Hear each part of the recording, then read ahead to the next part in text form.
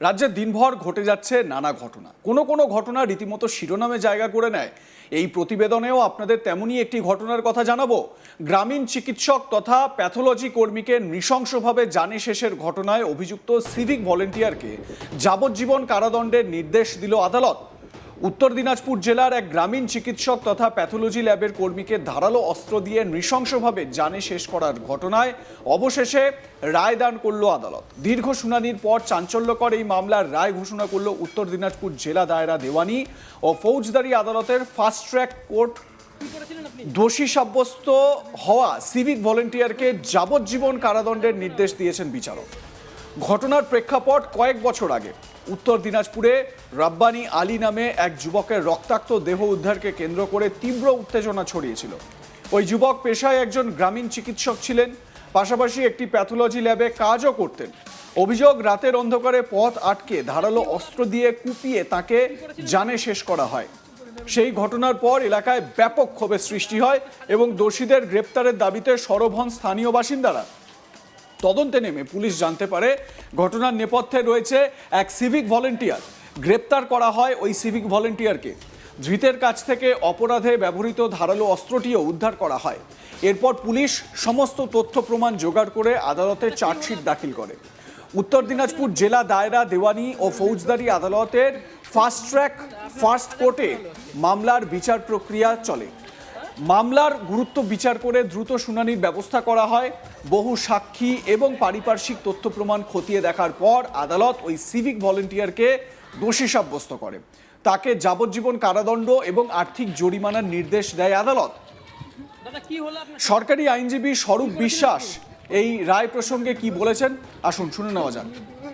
আমাদের রায়গঞ্জ থানার কেস ছিল, যা রায়গঞ্জ পিএস কেস নম্বর ছিল 408/2021, dated 23/5/2021, under section 302, 201 IPC. Initially সেকশনে স্টার্ট হয়েছিল। দুজনের নামে এফআইআর করেছিলেন। এই কেসের কমপ্লেনেন্ট অর্থাৎ ডিসিস্টের ওয়াইফ সুরাতান নেশা, যার স্বামীর নাম ছিল রাব্বানি আলী। ওনার বাড়ি হচ্ছে বাসুদেবপুর সুভাষগঞ্জ। উনি কমপ্লেন করে বলেছিলেন 23/5/2021 তারিখে ওনার স্বামী প্রতিদিনের মতো প্যাথোলজিক্যাল ল্যাবরেটরিতে উনি রায়গঞ্জ শহরে কাজ করতে আসতেন এবং সেদিনও সকালবেলায় উনি 7টার সময় বাড়ি থেকে বেরোন। তারপরে উনি ভাত খেতে যাওয়ার কথা ছিল। দুপুর 1:51 ওনার ওয়াইফ সুরাতন নেশা তার হাজব্যান্ড রাব্বানি আলীকে ফোন করেছিল। তখন উনি বলেছিলেন যে আমার একটু বাড়িতে ফিরতে দেরি হবে। পরবর্তীকালে আবার 3টে নাগাদ ফোন করেছিলেন, তখনও বলেছেন যে 3:30 নাগাদ, তখনও বলেছিলেন যে আমার বাড়িতে একটু ফিরতে দেরি হবে। পরে উনি বলেছিলেন যে আমি কুসুম উদ্দিনের সঙ্গে দেখা করতে যাবো, অর্থাৎ এই কেসের যে অ্যাকিউজড পারসন, যিনি পেশায় একজন সিভিক ভলেন্টিয়ার সে সময় ছিলেন, রায়গঞ্জ থানায় কর্মরত ছিলেন, তো তার সঙ্গে দেখা করতে যাবো। কিন্তু সে আর বাড়িতে ফিরে আসেনি। 5:20 নাগাদ ওনার ওয়াইফ জানতে পারেন, সুরাতন নেশা জানতে পারেন যে তার হাজব্যান্ডের রক্তাক্ত জখমগ্রস্ত অবস্থা মৃতদেহ ওই NH 34 চাপদুয়ারের পাশে পড়ে আছে। তারপরে তিনি এফআইআর করেছিলেন 23/5/2021 তারিখে এফআইআর করেন এবং তদন্তে পুলিশ এই আসামি তার বিরুদ্ধে চার্জশিট প্রদান করেন। এটা উনি করেছেন হচ্ছে 18/2021 তারিখে। এই কেসে তদন্তকারী অফিসার ছিলেন সাব ইন্সপেক্টর শাহ আলম মুর্তুজা। এবং পরবর্তীকালে এই কেস চার্জশিট হয়ে যাওয়ার পর ওনারা একাধিকবার অনারেবল হাইকোর্টে গিয়েছিলেন জামিনের জন্য এবং তার আগেও গিয়েছেন, কিন্তু জামিন নাকচ হয়ে গেছে বারংবার। এই কেস কাস্টোডিয়াল ট্রায়াল হিসেবে চলতে থাকে। মোট 21 জন উইটনেসকে এক্সামিন করা হয়। 21 জন এক্সামিন হয়ে যাওয়ার পর তারপর আজকে মাননীয় বিচারক সুবিজিৎ মণ্ডল মহাশয় ফাস্ট ট্র্যাক ফার্স্ট কোর্ট উনি আসামিকে আজকে দোষী সাব্যস্ত করেছিলেন গতকাল। আজকে যাবজ্জীবন কারাদণ্ড, তার সঙ্গে 20,000 টাকা জরিমানা, অনাদায় আরও 2 বছরের জেল। আদালতের এই কঠোর রায়ে সন্তোষ প্রকাশ করেছেন জানে শেষ হওয়া যুবকের পরিবার এবং এলাকার মানুষ। পরিবারের তরফে জানানো হয়েছে, আমাদের ছেলে আর ফিরে আসবে না, কিন্তু অপরাধী যে উপযুক্ত শাস্তি পেয়েছে এতে আমরা কিছুটা হলেও শান্তি পেলাম। সালাম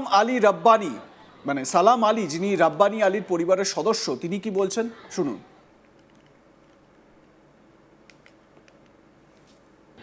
ওটা আমার ভাই ছিল রব্বানি আলী। 23/5/2021 পুষ্পর দিকে নিয়ে কোথাকার ঘটনা এটা? ঘটনা ছিল তোমার হচ্ছে সুভাষচন্দ্র চাপদুয়ার, বড় চাপদুয়ারে হোল্যান্ডের পাশে। আচ্ছা, কিভাবে খুন করেছিল? ওর গলায় চাকু দিয়ে খুন করা হয়েছিল। আচ্ছা, তারপর কি? কিছু কুসমুদ্দিনের কাছে আমার ভাই টাকা পাতো, ডেকে নিয়ে তারপর মারা হয়। আচ্ছা, তারপর থেকে কেস চলছিল? তারপর থেকে কেস চলছে। আজকে কি হলো? আজকে রায় হলো। কি রায় দিল? সরকার রায় দিল যাবজ্জীবন, যতদিন বেঁচে থাকবে অতদিন জন্য। আপনারা কি চাইছিলেন? আমরা এটাই চেয়েছিলাম, ন্যায় বিচার পেলেন? ন্যায় বিচার পাইলাম। সহকর্মী তন্ময় চক্রবর্তী এ বিষয়ে কি বলছেন তার প্রতিবেদনে শুনুন। 2021 সালের একটি মার্ডারের ঘটনায় উত্তর দিনাজপুর জেলার দায়রা আদালত এক সিভিক ভলান্টিয়ারকে যাবজ্জীবন কারাদণ্ডের আদেশ দিল। আর এই ঘটনায় ব্যাপক চাঞ্চল্য দেখা যায় এবং যে বিচার পাওয়ার আশায় যে স্বামী স্ত্রী তিনি থানায় ডায়েরি করেছিলেন, তিনি সুবিচার পেয়েছেন এমনটাই মনে করছেন তিনি। যেটা ঘটনায় জানা যায় 2021 সালে প্যাথোলজিক্যাল ল্যাব অর্থাৎ রায়গঞ্জে একটি জায়গায় কাজ করতেন রব্বানী আলী নামে এক ব্যক্তি।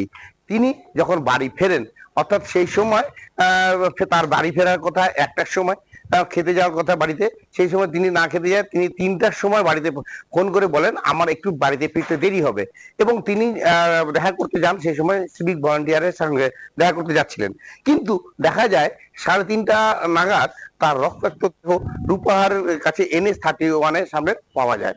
এরপর এই ঘটনার পরে সেই রব্বানী আলীর যে স্ত্রী থানায় ডায়েরি করেন, এবং ডায়েরি করার পরে সেই সিভিক ভলান্টিয়ার হাইকোর্টে দৌড়ায় এবং সেখানেও কিন্তু তার বেল রিজেক্ট হয়। এরপরে সেই কেসের ট্রায়াল চলে। ট্রায়াল চলার পর 21 জনকে সাক্ষী হিসাবে আদালত গ্রহণ করে, সাক্ষী নেয়, এবং তারপরে গতকাল রায়গঞ্জ জেলা আদালত বিচারপতি সেই সিভিক ভলান্টিয়ারকে যাবজ্জীবন কারাদণ্ড দেয় এবং 20,000 টাকা জরিমানা করেন। এই ঘটনায় ব্যাপক চাঞ্চল্য দেখা দিয়েছে উত্তর দিনাজপুর জেলার রায়গঞ্জে। যে নির্দেশ বা যে রায় আজকে আদালত করলো বা যে আদালতের নির্দেশ সামনে এসেছে, সেটাকে সত্যি সত্যি বলা যেতে পারে দৃষ্টান্তমূলক। আমি পুরো বিষয়টা আরও একবার আপনাদের বলি, কি হয়েছে এবং কেন এই রায় চিকিৎসক দিয়েছেন সেটা আপনাদেরকে জানিয়ে রাখা দরকার। আরও একবার ভালো করে বলি, গ্রামীণ চিকিৎসক তথা প্যাথোলজি কর্মীকে নৃশংসভাবে জানে শেষ করা হয়েছিল। অভিযুক্ত ছিলেন সিভিক ভলেন্টিয়ার।